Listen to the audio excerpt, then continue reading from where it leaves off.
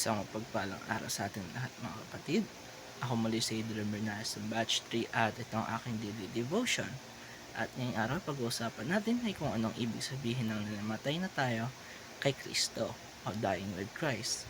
At ang Bible verse natin ngayong araw ay Romans chapter 6 verse 6 to 8. Sasabi dito na knowing this, that our old man is crucified with him, that the body of sin might be destroyed, that henceforth we should not serve sin. For he that is dead is freed from sin. Now if we be dead with Christ, we believe that we shall also live with him. Kaya mga kapatid, ang konsepto ng dying with Christ ay nangungulugan ng ating lumang pagkatao na puno ng kasalanan ay pinatay na natin kasama si Kristo. Dito simpleng pagbabago ng ugali o pag-aayos ng ating sarili, kundi isang ganap na pagsuko ng ating buhay sa Kanya. Tulad ng pagkabuhay na magmuli ni Kristo, tayo rin ay binuhay sa isang bagong buhay upang mamuhay na nakasentro si Kristo sa ating buhay. At para naman sa ating teaching ngayong araw ay unang-una, dying with Christ means dying to the old self. Ayon sa Colossians chapter 3 verse 3, for ye are dead, and your life is hid with Christ in God.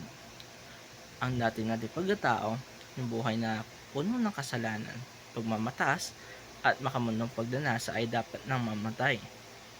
Hindi tayo dapat namumuhay ayon sa ating sariling kagustuhan, kundi ayon sa kalooban ng Diyos.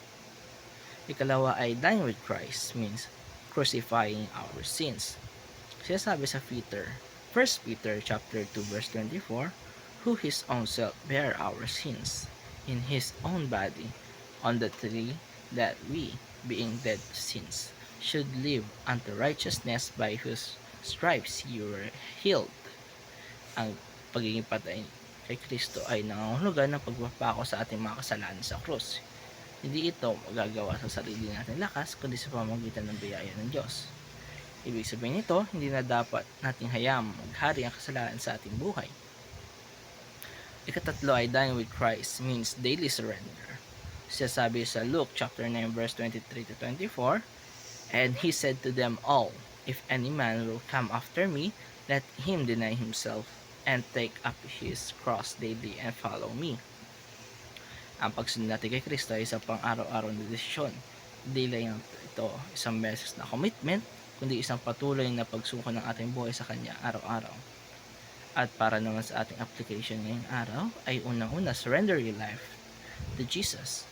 Mga kapatid, walang tunay na pagbabago kung hindi natin isusuko ang ating buhay sa ating Panginoon.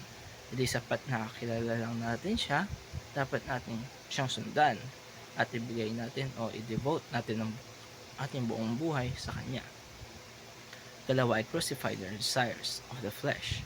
Araw-araw natin pinakaharap ang mga tukso ng ating laman, ang galit, inggit, pride at iba pang mga kasalanan. Pero dahil kasama na tayong namatay kay Kristo, kailangan nating ipako sa cross ang mga ito at hindi na bumalik sa dati nating pamumuhay. At ikatatlo ay die and live for Christ. Kapag tayo namatay sa ating sarili, doon natin mararanasan tunay na buhay na nakasentro si Kristo. Ating mga desisyon, pananaw at kilos ay dapat na ayon sa Kanyang kalooban. Kung kayo mga kapatid, napakahalaga na mayroon tayong Kristo sa ating buhay. Dapat pinatay na natin ang ating dating katangian na puno ng kasalanan at mamuhay tayo ng araw-araw na nakasentro si Kristo sa ating buhay. At mga kapatid, dito ay katapos ng aking daily devotion. Maraming salamat sa panonood.